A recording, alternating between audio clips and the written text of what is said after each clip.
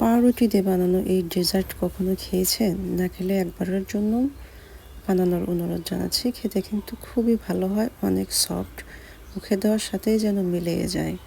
আমার কাছে তো এটা মনে হয় যে অমৃত খাচ্ছি, এতটাই ভালো হয় খেতে। তো এখানে আমি পাউরুটি নিয়েছি, পাউরুটির যে ব্রাউন সাইডটা সেটা আমি কেটে নিয়েছি, কেটে বেলে নিয়েছি। আর মাঝখানের যে আপনার পুরটা দিয়েছি, পুরটা আমি 1 লিটার দুধ জাল করে হাফ লিটার করে নিয়েছিলাম।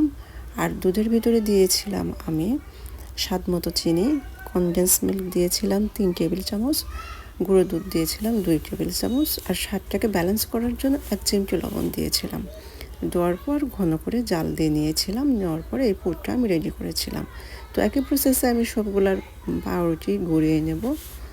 তো পাউরুটিগুলো আপনারা একটু বেশি পাতলা করতে যাবেন না, পাতলা করতে গেলে কিন্তু ছিঁড়ে যাবে। মিডিয়াম করবেন, করার পরে একই প্রসেসে সবগুলো এরকমভাবে পুর দিয়ে বানিয়ে নেবেন।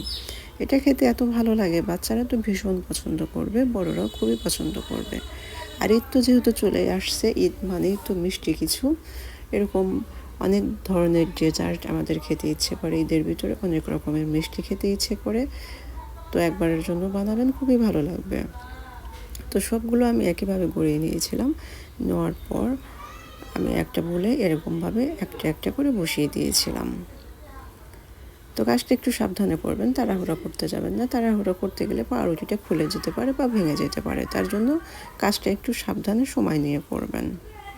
সাজানোটা আপনারা আপনাদের ইচ্ছে মতো করবেন। আমার যেরকম ছিল আর কি, আমি সেরকমভাবে সাজিয়ে নিয়েছিলাম।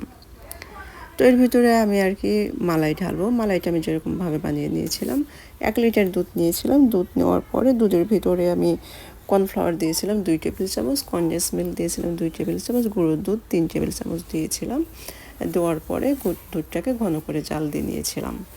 নেওয়ার পর এটাকে আমি মালাই করে নিয়েছিলাম আর কি। তো পাউরুটির উপরে যখন দুধ দিলে এমনিতে কিন্তু পাউরুটিটা একদম সফট হয়ে যায়, আর ভিতরে যেহেতু মালাই একটা পুর আছে, তো সব কিছু মিলে এত সুন্দর একটা খাবার তৈরি হয়ে যায় আর কি, খুবই ভালো লাগে। তো আমি বললাম না যে একবার না খেলে আসলে বিশ্বাস করবেন না এটা কতটা সফট, মুখে দেওয়ার সাথে গুলিয়ে যাবে।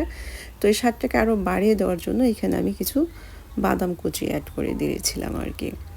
এখানে ছিল কাঠবাদাম আর কাজু বাদাম ছিল, আপনারা চাইলে পেস্তা বাদামও দিতে পারেন। পেস্তা বাদামটা আমার কাছে ছিল না, যার জন্য আমি দিইনি।